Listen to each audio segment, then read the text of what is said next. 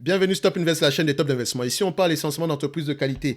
Avons-nous une opportunité d'investissement sur Zalando? C'est la question à laquelle je vais essayer de répondre en me basant sur les états financiers de la compagnie. Retenez que ceci représente uniquement mon point de vue et non un conseil d'investissement. Et comme d'habitude, je me réserve le droit de me tromper. OK? Donc, comme je l'ai mentionné tantôt sur la vidéo avec Nemcheck, semble-t-il que selon Calibourse, d'accord, je ne suis pas, voilà, j'ai pris l'information quand j'étais sur le live sur sa chaîne ici, il a mentionné ceci, que c'est assez compliqué pour les Français d'acheter des compagnies allemandes. Donc la question que je me posais tantôt, d'accord, c'est de savoir, est-ce que, voilà, c'est compliqué dans quel sens? Est-ce que c'est au niveau de la fiscalité? Si c'est le cas, à quel niveau précisément? Et si c'est possible de m'envoyer la documentation par rapport à ça, un lien dans mon Discord, s'il vous plaît, afin que je puisse également aller chercher l'information à la source. Ok, j'avoue également que je n'ai pas fait de recherche sur Google. Ok, je vous fais confiance par rapport à ça. J'aurais pu le faire également ici. Donc, je vais parler des compagnies allemandes tout simplement parce que je pense qu'on a des opportunités à ce niveau-là. Je ne suis pas encore dit que Zalando est une opportunité d'investissement, surtout que c'est une proposition ici. D'accord, c'est quelqu'un qui me l'a proposé. On va essayer de voir à peu près qu'est-ce qu'il en est en date d'aujourd'hui. Ok, donc vous savez qu'on suit toujours le plan à savoir quel est le revenu, l'état de la croissance ici, le free cash flow, le nombre d'actions, le PE moyen, la dette nette et la qualité du dividende si dividende il y a. Donc, Zalando ici, c'est une entreprise qui vend des produits en ligne. D'accord, donc on regarde ici qu'est-ce qu'elle vend précisément. Est-ce que ce sont des vêtements? Vêtements, chaussures d'homme. Ok, déjà arrêtons-nous là. La vente de vêtements en ligne, c'est compliqué. D'accord, je préfère vous prévenir aujourd'hui. Tout simplement parce que je me retrouve dans une situation dans laquelle, voilà, j'aurais pu... la vente en ligne, en fait, vous devez savoir une chose. Quand vous vendez en ligne, ne vendez pas essentiellement en ligne. Il est préférable d'avoir également des magasins physiques. D'accord? Donc le modèle omnichannel est important. Un modèle à la Zara, ok? Un modèle à la H&M. Et ce n'est pas forcément parce que vous aurez un modèle à la Zara ou bien à la H&M que vous allez vous en sortir. C'est un business très très compliqué. Il faut être très efficient et il faut toujours être au goût du jour. D'accord? Maintenant, elle vend des chaussures pour qui? Est-ce qu'elle vend pour d'autres marques, etc. Comment ça se passe au niveau du transport? Est-ce que les clients payent le transport? Est-ce qu'elle offre le transport gratuit à partir d'un certain niveau? Comment ça se passe au niveau des retours? Donc, faites attention par rapport à ça. OK? Je préfère vous prévenir. Donc, Zalando ici, c'est de la consommation discrétionnaire également. Donc, c'est le genre de consommation qu'on va couper en période difficile. Et vous savez qu'on est dans une période assez compliquée. Attention. Donc ici, nous avons ici du revenu, croissance des revenus. Ici, nous avons aussi à peu près des revenus aux alentours de 10 milliards 280. Maintenant, en termes d'estimation, ici, les analystes attendent combien sur les 12 prochains mois dans un environnement normal. Et qu'est-ce qui est important ici, comme je vous l'ai mentionné, regardez l'évolution des choses. Ils sont de plus en plus pessimistes. D'accord? Ça change. Donc les analystes s'attendent maintenant à des revenus d'à peu près 6 000, aux alentours de 1 milliard 8, de 10 milliards 800. D'accord? Au lieu à peu près du 12 milliards attendu ici au mois de juin. Et ça peut continuer à baisser. Ce que je vais faire, je vais garder les revenus actuels. OK? On va garder la tendance actuelle. On va se dire que, OK, au moins qu'on puisse maintenir ce qu'on a actuellement, ça serait déjà une bonne chose. Surtout qu'on a une compagnie de croissance ici. Donc la croissance ici va tendre à diminuer en date, enfin, sur les années à venir. Et je ne suis pas devin par rapport à ça. OK? Faites attention. Donc vous remarquez ici que la croissance est en quête de diminuer ici depuis la période de 2022. Donc la pandémie étant passée par là, etc. Ça devient de plus en plus difficile. D'accord? Regardez également ici qu'il y a une croissance très élevée pendant la pandémie parce que les gens étaient confinés, etc. Ils ont sans doute commandé plus en ligne. OK? So, je prends croissance zéro ici. Elle est là, mais à la fin de la journée, je préfère ne pas prendre en considération la croissance au prix avec les événements actuels. OK? Donc, je mettrai ici zéro, mais il y en a.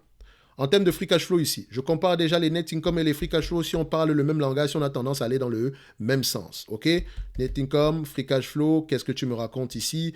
On a ça, donc ça, on a ici à peu près des net income et des free cash flow qui vont dans le même sens. OK? Donc, avec des grosses variations, avec des free cash flow. Mais ça reste ici une entreprise de croissance. Vu que c'est une entreprise de croissance ici, dites-vous toujours que peut-être qu'elle n'a pas encore atteint son niveau de rentabilité optimal. Attention. OK? La croissance des revenus également est là, mais est-ce que le gross margin, est-ce que nous avons une croissance ici de la marge brute? Vous voyez ici qu'on a une croissance des revenus, mais la marge brute est de plus en plus décroissante. Même si c'est 5% en moins, c'est beaucoup. Parce que si on avait ce 5% en plus ici, ça devait peut-être, ça allait peut-être nous donner un 5% de marge bénéficiaire supplémentaire. D'accord? Enfin, des marges bénéficiaires plus élevées. Je ne peux pas savoir si on aura 5% de marge bénéficiaire parce qu'il y a des charges qui rentrent également dessus. OK? So, l'essentiel ici est de savoir qu'on a une croissance des revenus, mais les marges sont de moins en moins élevées. Attention. Donc, ça, ce sont les marges brutes ici. Est-ce qu'en termes de marge EBITDA, nous avons quelque chose d'assez stable? Oui. Les marges brutes sont de moins en moins élevées, mais les marges EBITDA sont assez stables. Donc peut-être que l'entreprise est de plus en plus efficiente. Elle génère de plus en plus de revenus. Même si les marges brutes sont de moins en moins élevées, les coûts l'entreprise est de plus en plus efficiente parce que les coûts d'exploitation sont de moins en moins élevés également, ou bien de plus en plus stables. OK? Faites attention. En termes de net income ici, est-ce qu'on parle le même langage? Je vous ai dit oui, mais qu'il y a toujours également des variations ici parce que ça reste une entreprise de croissance. En termes ici de marge nette, donc on va prendre ici net income margin. Donc, en termes de marge nette ici, net income margin ici, nous avons quelque chose qui va dans quel sens ici? Voilà, je les prends ici en volume, en pourcentage ici, et on va les mettre ici en histogramme pour que ce soit plus simple pour vous. Donc en histogramme ici, vous constatez quoi? Sur les 20 dernières années, bon, disons, je vais mettre les 10 dernières années, nous avons à peu près des marges aux alentours de 2,35%. Mais entre 2017 et à peu près 2020, septembre 2020, on a eu des marges moins élevées. Faites attention. Pourquoi? Pourquoi est-ce que les marges nettes sont moins élevées ici? OK? Parce que ça pourrait revenir. La période actuelle peut être une période exceptionnelle. OK? Donc, on a peut-être gagné beaucoup d'argent ici parce que vu que les gens étaient confinés et que la demande était élevée, on a peut-être augmenté les prix. Mais est-ce que c'est durable? C'est la question qu'il faut se poser. C'est pour ça ici que j'aurais du mal à choisir entre les marges ici. C'est important parce que si je me rate au niveau des marges, ça va être compliqué pour moi. Sur les 5 dernières années, nous avons des marges de 1,53%. Sur les 3 dernières années, nous avons des marges de 1,90%. D'accord? Sur les 10 dernières années, nous avons des marges de 2,35%. OK? 2,35%. Je prends quoi? 2,35, 2,5, 1,5. Je ne sais pas où est-ce que je vais donner la tête. Donc, pour faire simple, moi, je vais faire ceci. On va prendre des marges de 2,35, d'accord? Et on va prendre ici des marges de, disons, 1%. D'accord? J'aurais une préférence même pour les marges de 1%, parce que je me dis, au pire des cas, il y a la probabilité plus élevée qu'on ait du 1% plutôt qu'on ait du 2,35. D'accord? Parce que tant que je ne sais pas ce qui s'est passé ici, je dois le prendre avec des précautions. OK? Donc ici, je vais prendre du 1%. D'accord? 1%. Mais également, je me dis qu'on peut avoir également du 1,35. C'est ce qu'on a d'habitude sur les dernières années. Okay? 2,35 plutôt. OK? Si je regarde les 20 dernières années ici, voilà, 2,35. OK? Une fois que ça c'est fait, qu'est-ce qu'il nous reste à chercher ici? C'est le PER, Price to Earning ici. Donc le Price to Earning pour cette compagnie ici, on aura tendance à avoir quoi?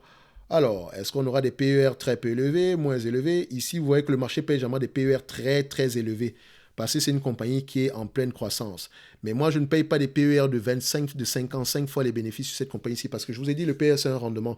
Donc déjà là, les vêtements, la consommation discrétionnaire, m'étant déjà brûlé une fois, j'ai du mal à payer 20 fois les bénéfices. Je vous dirais même que je serais même prêt à payer 17 fois les bénéfices. Je sais que c'est une compagnie de croissance, etc. Donc, je vais être gentil, je prends 20 fois les bénéfices. Mais attention, 20 fois les bénéfices dans la consommation discrétionnaire. Pour des vendeurs de vêtements, faites attention. Enfin, pas juste des vendeurs de vêtements, mais pour l'activité fashion, etc., faites attention. Encore, on n'a pas encore creusé. Peut-être également ici, on a quelque chose dans le sens ici du commerce en ligne ici. OK. Peut-être également on a un outil de livraison ici qui nous permet ici d'être verticalement intégré, etc. Je parle ici en tant que profane, juste en regardant les états financiers, en me servant de mon expérience passée. Donc je prendrai 20 fois les bénéfices. Et puis si quelqu'un n'est pas d'accord, il pourra juste changer ici parce que ça c'est un outil d'aide à la décision. Enfin, c'est pour vous aider à nourrir votre réflexion sur le sujet. OK? Je n'ai pas envie d'avoir forcément raison. Si vous n'êtes pas d'accord avec moi, OK, tu n'es pas d'accord. Pourquoi? OK? C'est juste ça. 252 millions, c'est le nombre d'actions ici aujourd'hui. Donc, je vais mettre 253 millions pour ne pas me casser la tête. Ça va pas changer grand-chose. C'est 252,86. Donc, ici, on voit également que le nombre d'actions a l'air d'être assez stable dans le temps. Donc, ça va. Alors, ici, qu'est-ce qui nous manque encore? La dette nette. Au niveau de la dette nette ici, qu'est-ce qu'on obtient au niveau de la dette nette? Est-ce que nous avons une entreprise qui rachète qui a une dette nette élevée? Non. On a à peu près 175 millions de dette nette ici, donc c'est presque rien du tout. Ok, ça va. Et elle a l'habitude de ne pas avoir de la dette nette ici. Donc elle a l'habitude ici d'être d'évoluer sans prendre en considération, sans une grosse dette, d'accord? C'est parfait. Et pour une compagnie de croissance, le plus important est déjà de s'autofinancer, c'est-à-dire d'avoir des free cash flow qui égalent au moins à zéro, donc qui ne sont pas négatifs. Ok? Une fois que ça c'est fait, on peut calculer la valeur de la compagnie. Revenu, 10 milliards 280, ok, sur les 12 derniers mois. Même si on pense qu'avoir plus, les analystes planchent de 10 milliards 800. Mais vu que c'est la consommation discrétionnaire, on se limite là. Je prends ici 1% de marge bénéficiaire de ce montant-là. Ça donne à peu près 103 millions par là. 103 millions. Multiplié ici par 20 fois les bénéfices, je suis assez gentil. Moins la dette nette qui est de 175 millions. Voilà. Moins 160, on va le faire comme ça. Moins 175 millions. 175. Divisé par le nombre d'actions, à peu près 253. On aura une valorisation ici aux alentours de 7,45 €. Je sais. 7,45 €. Vous allez me dire, mais tu es fou. Comment ça va être à 30... On a 32 € ici, tu me parles de 7,45 €. C'est pour ça qu'on va faire attention sur une chose. Je vous ai mentionné deux types de marges. Des marges de 2,35 et des marges ici de 1%. Si je prends des marges de 2,35 ici, techniquement, vu que j'ai pris 1%, ça revient à multiplier ici par 2,35. Évidemment, ça va également multiplier la dette par 2,35 ici. C'est juste un raccourci. Ça nous donne une idée générale. Donc, l'entreprise pourrait aller aux alentours des 18 € par là. Et ça ne prend pas en considération la croissance. Donc, je dirais pour quelqu'un d'optimiste, voilà, attendez cette compagnie, c'est à 18 € par là. 18, 20 € par là. Si vous êtes optimiste réellement par rapport à la croissance.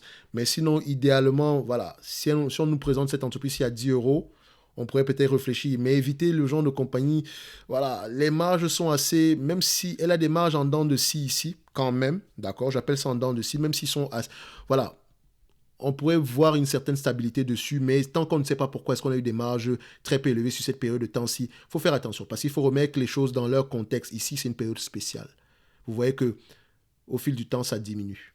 Septembre 2022 et septembre 2021, c'est différent. Septembre 2022 et septembre 2020, c'est également différent. Septembre 2022 et septembre 2019, d'accord, c'est également différent. Où est-ce que je dois me situer? D'accord? Donc, Zalando, il faut être prudent ici. Faites attention à la consommation discrétionnaire. Le dividende ici, je ne veux même pas regarder parce que si elle paye un dividende ici, ça serait vraiment une aberration. Elle devrait garder tout l'argent nécessaire ici pour effectuer la croissance. Donc, comme je vous l'ai dit, si vous êtes trop optimiste, c'est 20 €. Sinon, idéalement, attendez là aux alentours des 10 € par là. D'accord? Ceci n'est que mon avis. Je peux également me tromper ici. Et vous comprenez que j'ai un souci au niveau des marges. D'accord? Il faudrait que j'aille regarder dans les rapports financiers la stratégie du management pour les marges à long terme, tout en sachant que tant que ce n'est pas arrivé de manière stable dans le temps, je ne peux pas me fier à ça. OK?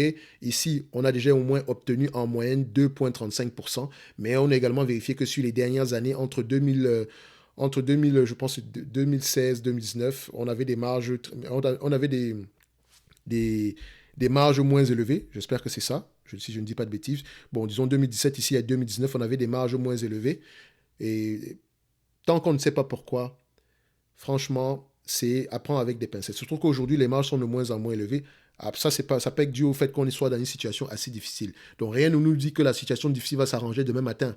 Donc, soyez très, très prudents sur la consommation discrétionnaire. Très, très prudents. Et encore plus prudents sur les compagnies qui sont non seulement dans le segment ici, dans l'industrie ici, dans le secteur ici de la consommation discrétionnaire, mais également qui vendent un certain type de produits ici et en plus qui ont une rentabilité qui est un peu, qu'on pourrait questionner. D'accord? Donc, Zalando, je dirais, attendez là, idéalement aux alentours des 10 € par là. Si vous êtes trop pressé, 20 € dans tous les cas de figure. Voilà, ça reste une compagnie de croissance. À lire les rapports financiers ici, moi personnellement, ce n'est pas une entreprise qui va m'intéresser parce qu'en fait, actuellement, je suis un peu... Voilà, j'ai un peu, comment on dit ça?